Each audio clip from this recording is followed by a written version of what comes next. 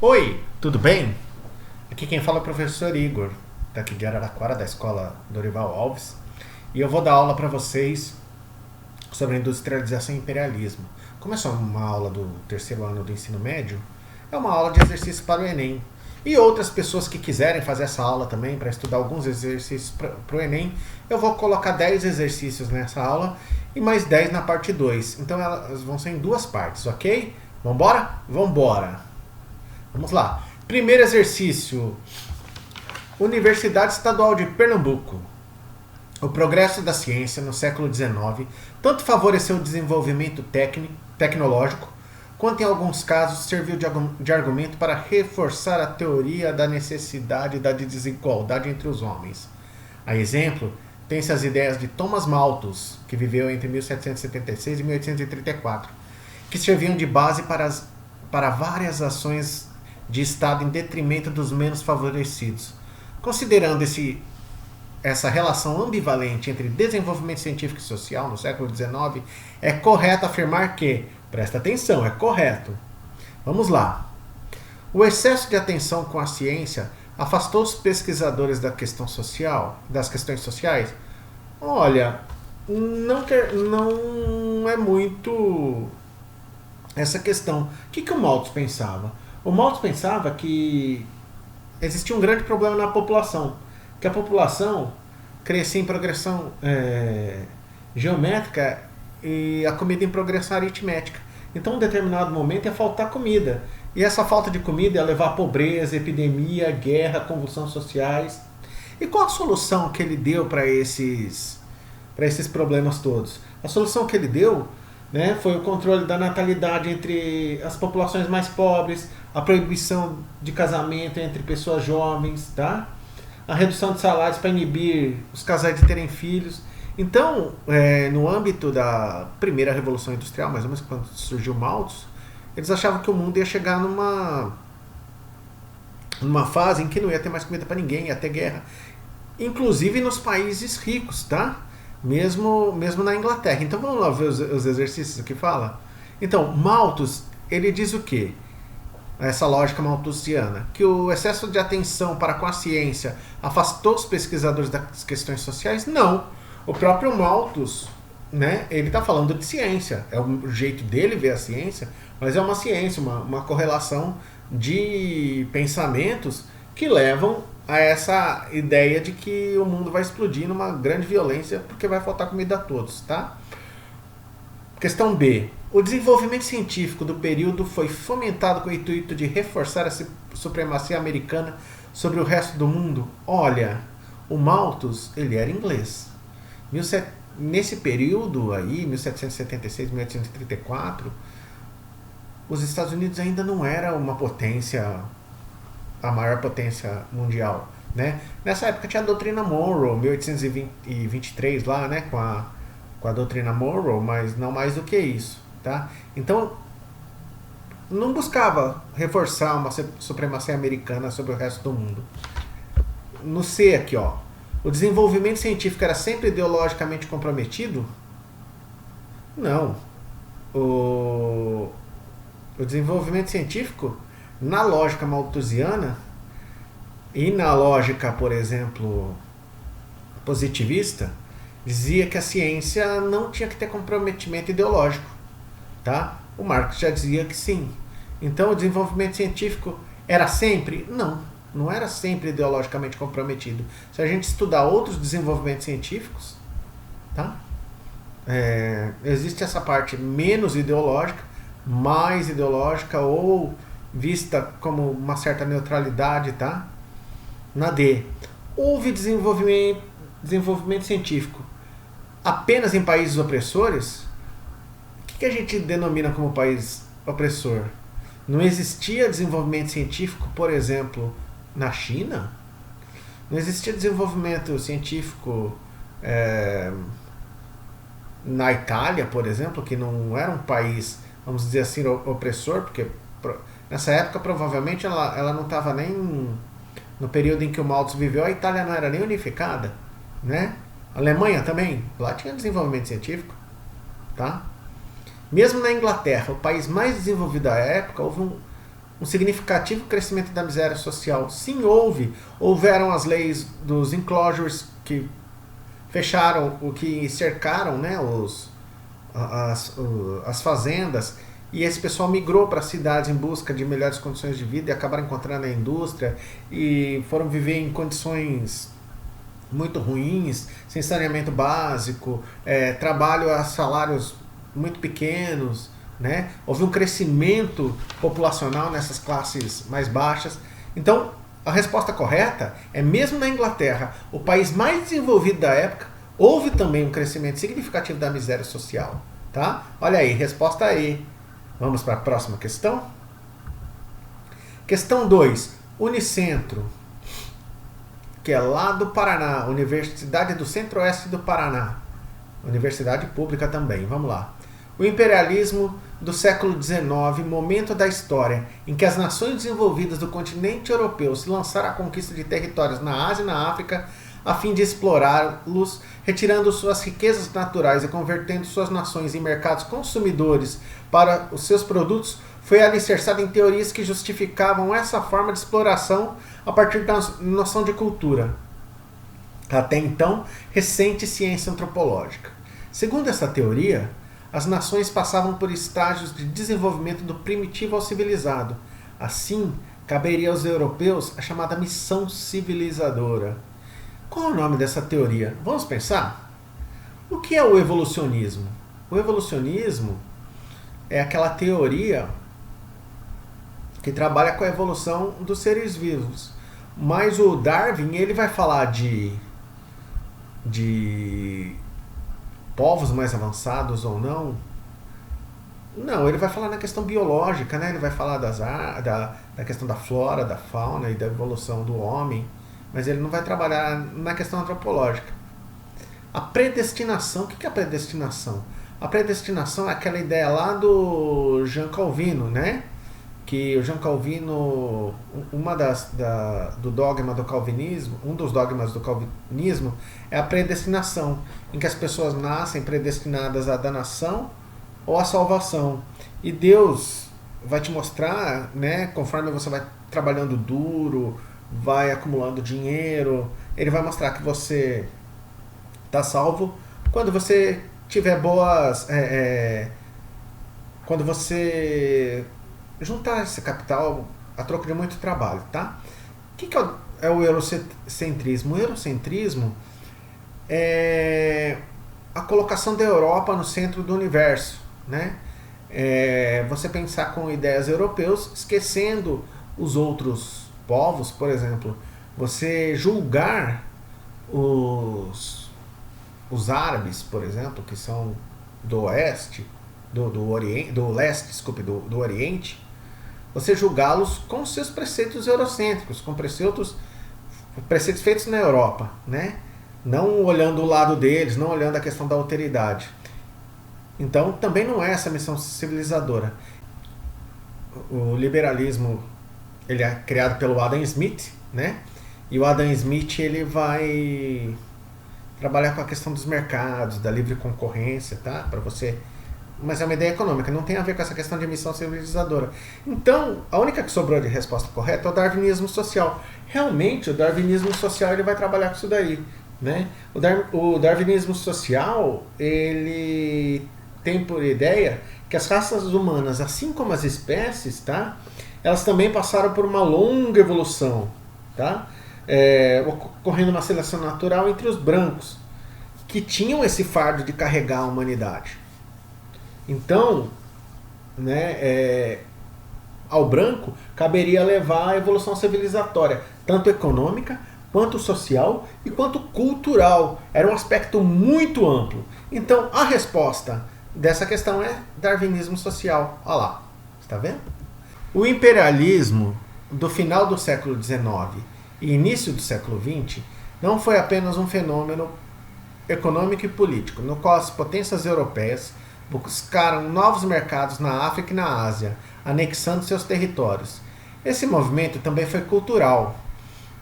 A conquista do globo pelas imagens, ideias e aspirações transformadoras da sua maioria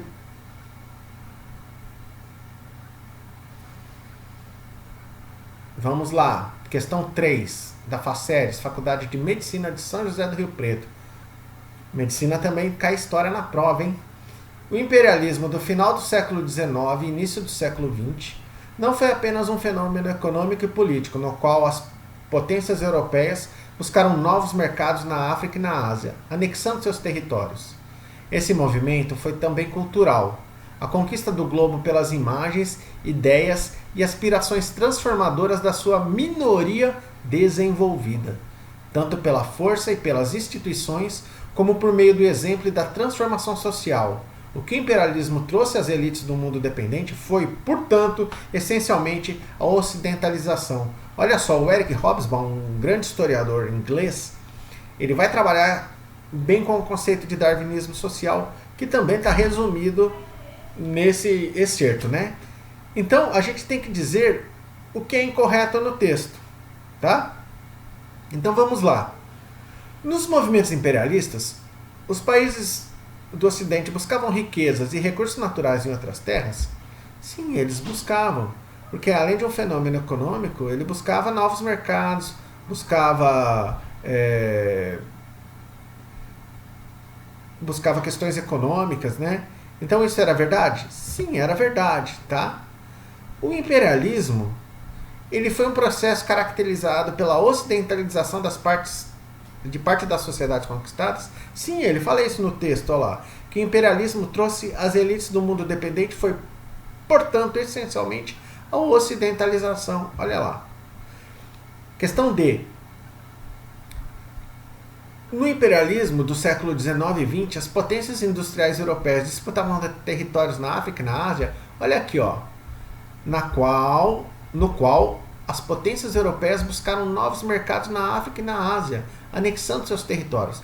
Então essa questão também é correta, tá? O imperialismo do século XIX e XX foi um processo não só político e econômico, mas também cultural.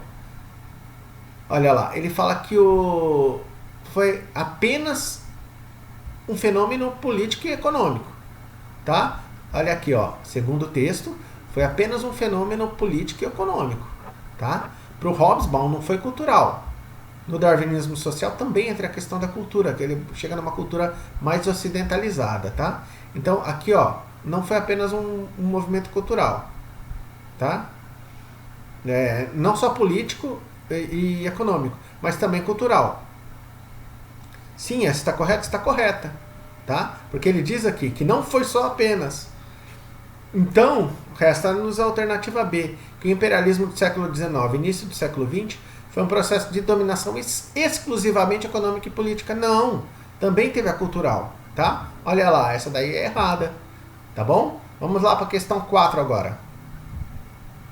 Questão 4, olha que grande essa questão. Universidade Federal do Amazonas. Professor, eu vou ter que ler tudo isso? Vai ter que ler tudo isso daí, senão você não vai conseguir resolver a questão. Vamos lá? Vamos! Até o início do século XIX, os únicos redutos europeus existentes na África resumiam-se às regiões litorâneas de Angola, Moçambique e Guiné, ocupados por Portugal desde o século XVI.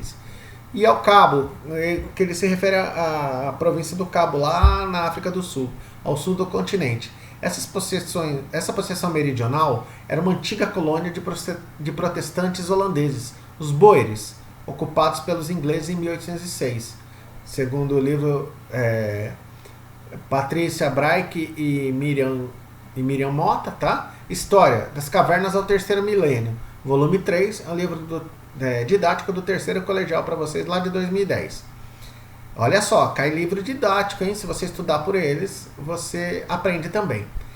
Entretanto, com a expansão do imperialismo, a África sofreu uma nova conquista. Entre 1830 e 1880, outras potências europeias entraram em cena e efetuaram a chamada Partilha da África, tão sofrida Partilha da África.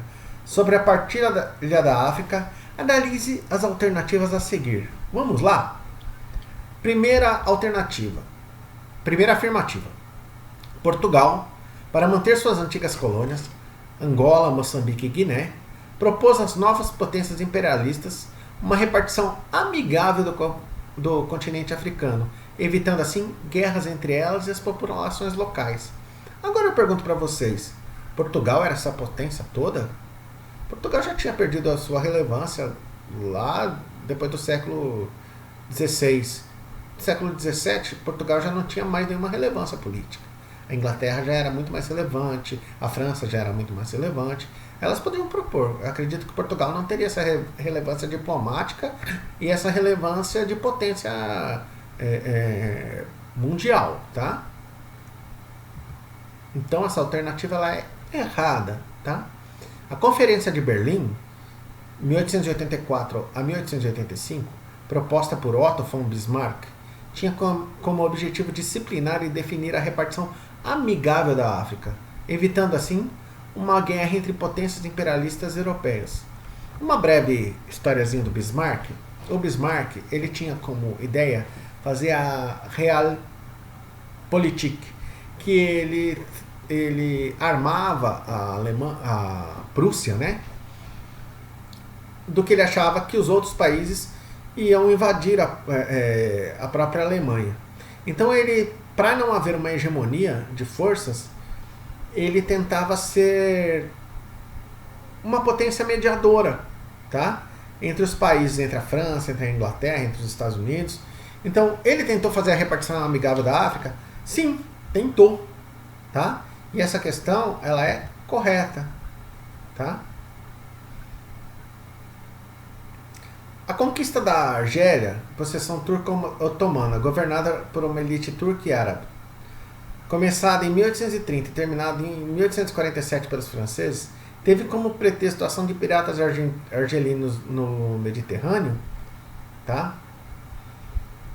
Então, essa questão ela está correta, foi isso mesmo que aconteceu. Quando houve a conquista da Argélia, a França já estava de olho na Argélia, ela usou esse pretexto de piratas argelinos atacando os navios franceses no Mediterrâneo para poder invadir essa região e tomá-la. Foi uma das primeiras colônias francesas na África, tá? Assertiva 4, afirmativa 4. Em 1876, o rei Leopoldo II da Bélgica deu início à exploração do território da bacia do Rio Congo, por meio da Associação Internacional Africana, que era uma empresa, tá? Em nome dele. Anos mais tarde, ele fez da região seu domínio pessoal. A Associação Internacional Africana, que detinha esse território acima do Congo, né? Na teoria vendeu para ele próprio, que era o rei do Congo, né? Era o rei da Bélgica, o rei Leopoldo II, e ele falava que o Congo era dele, era um território de posse dele, tá? Que onde hoje é o atual Congo, né? Hoje chama República Democrática do Congo, tá? Essa está correta? Está correta, tá? Vamos lá ver a questão 5. A Alemanha e a Itália foram unificadas somente na segunda metade do século XIX. Isso daí tá certo? Tá. Elas só foram unificadas mesmo na segunda metade do século XIX. Assim, ao entrarem tardiamente na corrida imperialista, se tornaram potências mais ativas na conquista militar da África. Não. A África já tinha sido basicamente toda conquistada. A Alemanha tinha poucos territórios, tinha Zanzibar, tinha o Togo, tinha um pedaço de Camarões. A Itália tinha um pedacinho da Líbia, um pedacinho da Somália e tentou a Etiópia, né? Houve uma grande guerra lá na Abissínia, mas ainda foi um pedaço da colônia italiana, mas não obtiveram muito sucesso na questão da partilha africana, tanto a Alemanha quanto a Itália, tá? Então, essa é errada, tá? Então, qual é a alternativa correta? Alternativa C. Alternativa 2, alternativa 3 e a 4 estão corretas, tá bom? Vamos lá, questão 5. Questão 5, olha, do Enem. Vamos lá. 3 décadas, de 1884 a 1914, separam o século XIX, que terminou com a corrida dos países europeus para a África e com o surgimento dos movimentos de unificação nacional na Europa. Vários países se unificaram e começaram a expandir suas bandeiras nos Balcãs. A Grécia teve sua independência, a independência da Bulgária, a Albânia, a, o fim do Império Otomano, a unificação italiana, a unificação alemã, uma série de fatos ocorreram que foram muito importantes, tá? Do século XX, que começou com a Primeira Guerra Mundial. É o período do imperialismo, da quietude estagnante na Europa e dos acontecimentos empolgantes na Ásia e na África. Quem disse isso foi a Hannah Arendt, tá? Hannah Arendt, uma filósofa, ela era especialista em filosofia da história, tá? As origens do totalitarismo, a Companhia das Letras. É o livro dela, pode ler que é muito bom, tá? O processo histórico citado contribuiu para a eclosão da Primeira Guerra Mundial na medida em que, durante esse processo histórico, houve uma difusão das teorias socialistas na Europa? Muito improvável, era uma questão de nacionalização. O socialismo, ele trabalhava com uma questão mais internacional. Proletário do mundo univos, né? Não sobre uma bandeira nacional, e sim sobre uma bandeira internacional. Então, ela está errada, tá? O processo histórico superou as crises econômicas? Não, foi um período de crises econômicas, tinha muita guerra, muita briga entre eles, tá? Houveram grandes períodos de depressão nos Estados Unidos, na Europa também, então a economia é sempre cíclica. Ela multiplicou os conflitos religiosos? Olha, muito improvável, tá? Conteve os sentimentos xenófobos? Não, era um período de nacionalização. Então os sentimentos xenófobos estavam à flor da pele. Então, nesse período, a grande importância da questão das nacionalizações foi o acirramento das disputas territoriais. Vocês entenderam? Então a questão correta dessa daí é a B, tá? Vamos lá na questão 6. Universidade de Passo Fundo, no Rio Grande do Sul, tá? Vamos lá. Na segunda metade do século XIX, as potências europeias defenderam a expansão de seus domínios em território africano. Ampliação essa iniciada pela ação de Leopoldo II, rei da Bélgica, que formou a Associação Internacional para Exploração e Civilização da África Central em 1876. Sobre imperialismo e colonialismo europeus na África, é incorreto afirmar. Vamos lá. É incorreto afirmar que a colonização da África foi realizada pelas potências europeias que não consideraram as fronteiras culturais e naturais dos povos nativos? Não. Foi exatamente isso que aconteceu. Quando houve a partilha da África, houve a questão de quem dominava no local, tá? Então a colonização da África, ela foi realizada pelas potências europeias, e as potências europeias não consideraram nem um pouco as fronteiras culturais e naturais dos povos nativos. Até hoje existem conflitos, por exemplo, em Ruanda houve os Tutsi contra os Hutus, né? São tribos rivais em que Ruanda coloca duas tribos rivais no mapa de lá juntas, né? E aconteceu toda aquela tragédia em Ruanda, né? Então isso existe até hoje. Então essa questão, ela é correta, tá? Ela não é incorreta.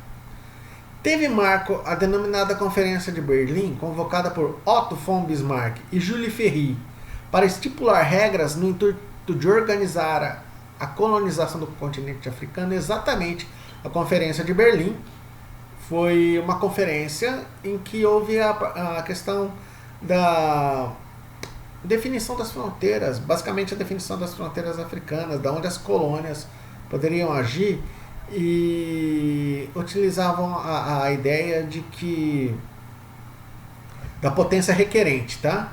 Então as fronteiras, não houve uma briga definida, você vai ficar com esse pedaço, não, era até onde eles poderiam ocupar, onde eles já tinham negócios. Então esses países ficaram mesmo com aquelas fronteiras que já eram estabelecidas há muito tempo.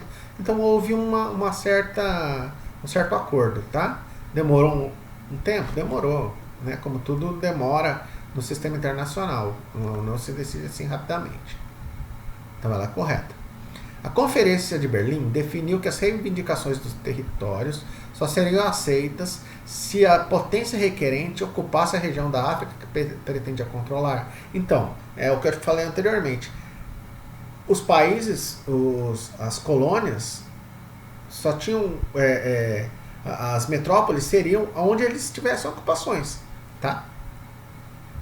Então ele está correto. Os britânicos buscaram expandir seus territórios na África do Sul, onde os Boers resistiram ao seu domínio, sim. Houveram 2 guerras dos Boers, né?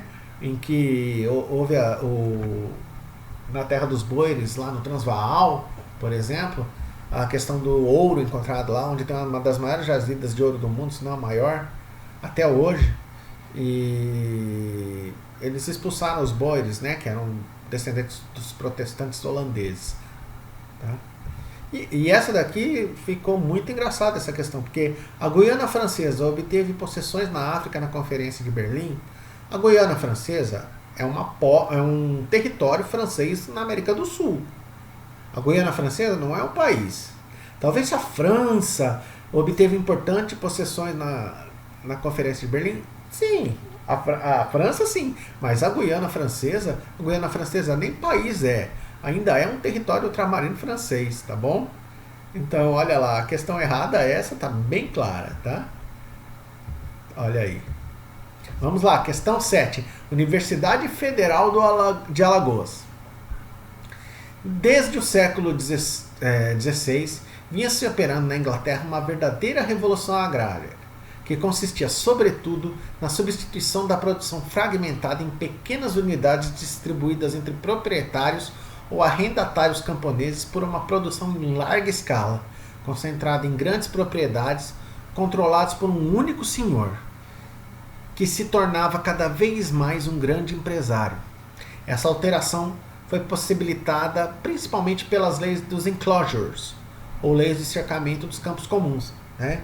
Em que eles começavam a cercar, a cuidar das ovelhas, a trabalhar com as lãs, né? Em primeiro eles tinham lá os sistemas que vão virando manufaturas, as manufaturas vão virando maquinofaturas, que vão virando... Você sai do artesanato às fábricas, né? Em que a concentração da renda acaba ficando toda na mão do empresário, do capitalista, né? Então vamos lá. Para uma questão de revolução industrial e de industrialização. Olha que legal essa questão, tá? É tirado do livro História Geral, tá? Da Editora Moderna e Contemporânea da Livraria Saraiva, um livro didático também, tá? Levando em consideração o texto e seu conhecimento, pode-se afirmar que um dos fatores que explica o pioneirismo da Revolução Industrial foi a abundância da mão de obra? Ou as leis de cercamento permitiram o surgimento de novas práticas econômicas, chamadas mercantilistas? Ou o trabalho em série garantiu uma produtividade maior? Ou os tratados de comércio e navegação determinaram a importação dos produtos manufaturados e a exportação de matéria-prima? Os cercamentos não ofereciam matéria-prima para a indústria têxtil? Vamos ver? Vamos. Os cercamentos não ofereciam a matéria-prima para a indústria têxtil? Ele fala isso até no texto, né? Em que os camponeses, por uma... Olha lá. Larga escala concentrada em grandes proprietários, substituiu, né, a produção fragmentada, e essas ovelhas que ficavam ali nessas leis cercadas, nessas terras cercadas ali, elas ofereciam as primeiras matérias-primas para a indústria têxtil, tá? Os tratados de comércio e navegação determinaram a importação de produtos manufaturados e a exportação de matéria-prima? Não. A Inglaterra também exportava algodão e lã, por exemplo, para outros lugares, para se fazer fios, por exemplo, né, na Índia, tá? O trabalho em série não garantiu uma maior produtividade. O trabalho em série, quem vai trabalhar com essa ideia lá é o Henry Ford, tá? Aí já é o começo da Revolução Industrial. Ford não tinha nem nascido, tá? As leis de cercamento permitiram o surgimento de novas práticas econômicas chamadas mercantilistas? Não, as práticas mercantilistas já existiam, tá? E os fatores que explicam o pioneirismo inglês na Revolução Industrial foi a abundante mão de obra. Foi, porque elas saíram, né, dessas terras, né, os mais pobres, e foram para as cidades para trabalhar. Então tinha essa abundante mão de obra. Olha aí, essa é a questão correta. Vamos lá, questão 8. PUC do Rio Grande do Sul. Olha as instruções. Para resolver a questão, considere as afirmações sobre imperialismo e neocolonialismo na segunda metade do século XIX e princípio do século XX. Então ele vai falar sobre imperialismo e neocolonialismo. Vamos lá? Primeira afirmativa. A chamada Segunda Revolução Industrial é o fenômeno econômico condicionante do neocolonialismo, à medida que amplia nos países industrializados a necessidade de fontes externas de matéria-prima, bem como novas áreas fornecedoras de mão de obra escrava em larga escala. Espera aí, vamos fazer uma pergunta. Teve mão de obra escrava na Segunda Revolução Industrial? Eu acredito que não. Só aí a gente já verifica que a questão está errada. Olha lá. Tá vendo? Ela está errada.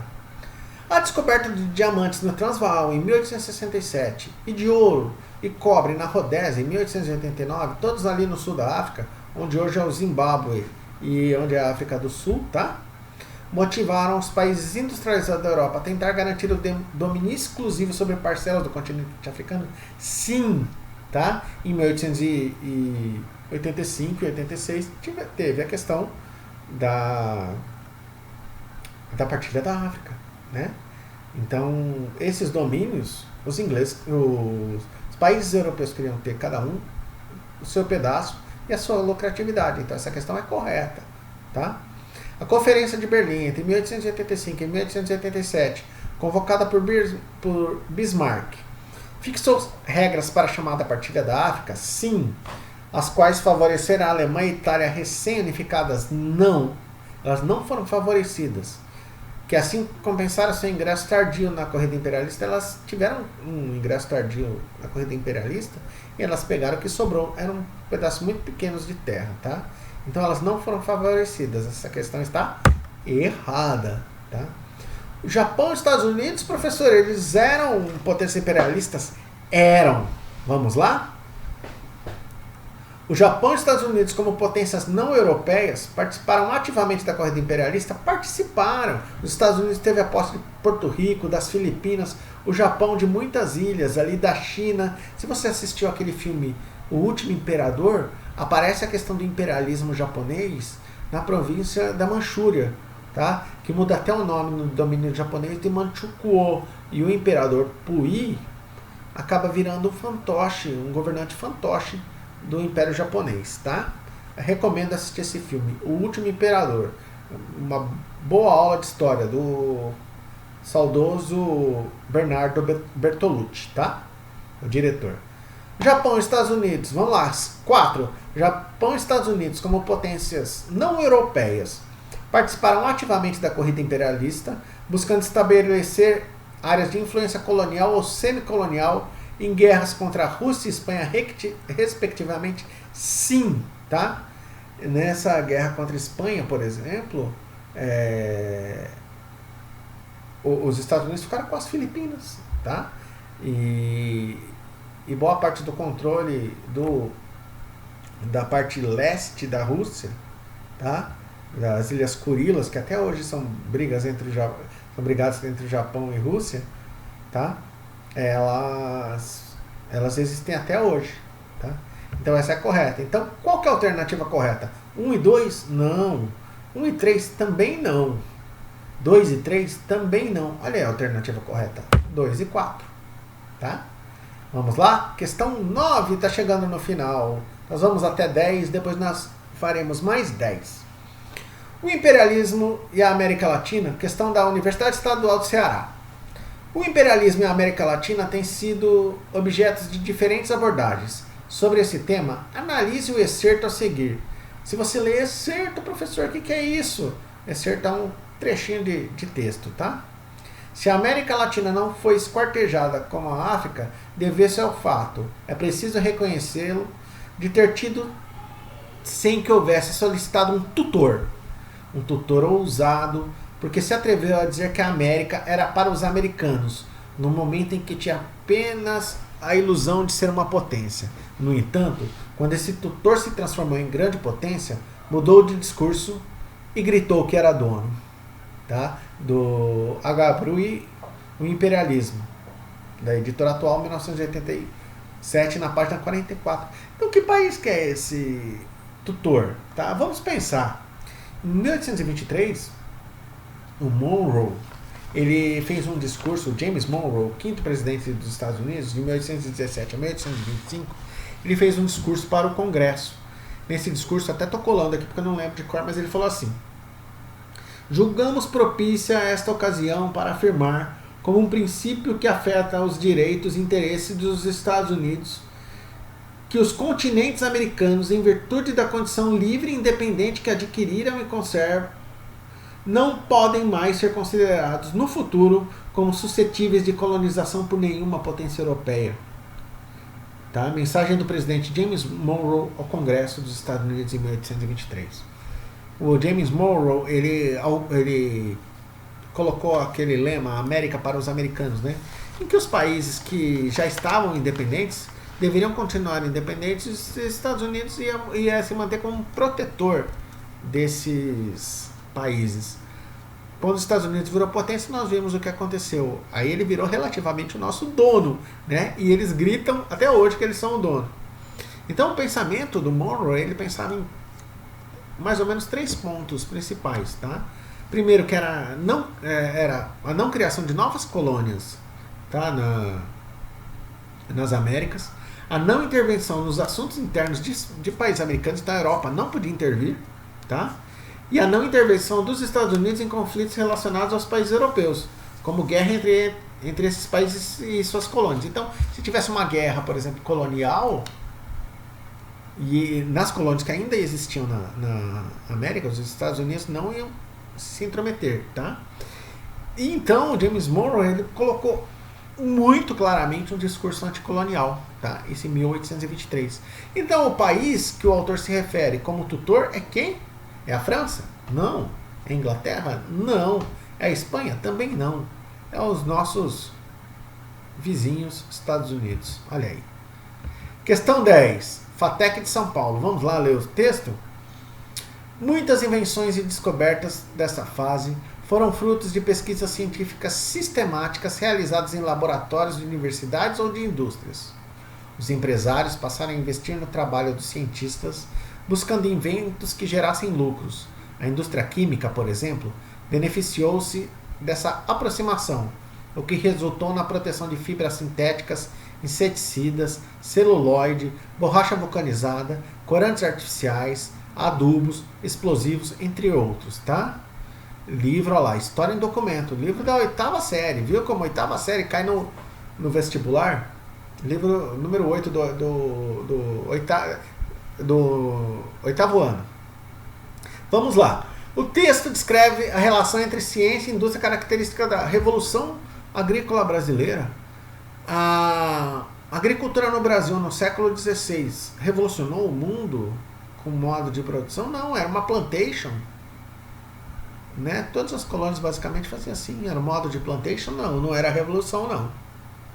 Revolução agrícola europeia, também não houve uma revolução. Essa época era o feudalismo, as terras eram comunais, não teve nenhuma mudança sistemática.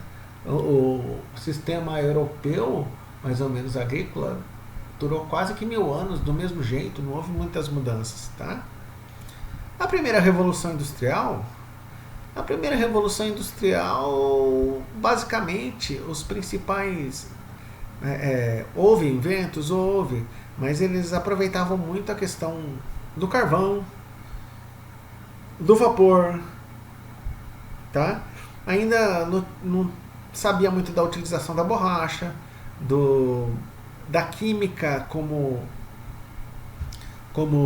pressuposto da primeira Revolução Industrial, lá no século XVIII. A Revolução Técnica se deu justamente na segunda Revolução Industrial, entre o século XIX e o século XX. tá? Em que houve a invenção de todos esses produtos, da borracha, das fibras sintéticas, dos inseticidas, dos corantes artificiais, dos adubos, dos explosivos. Olha lá. E a questão correta é a D, tá? A terceira revolução industrial, tem países que ainda estão na segunda, terceira, nem sempre ela está disponível para todos os países, tá? Tem países que estão falando em quarta. Então vamos lá, obrigado, espero que vocês tenham gostado da aula, tá? E bons estudos para vocês. Um abraço, até a aula 2.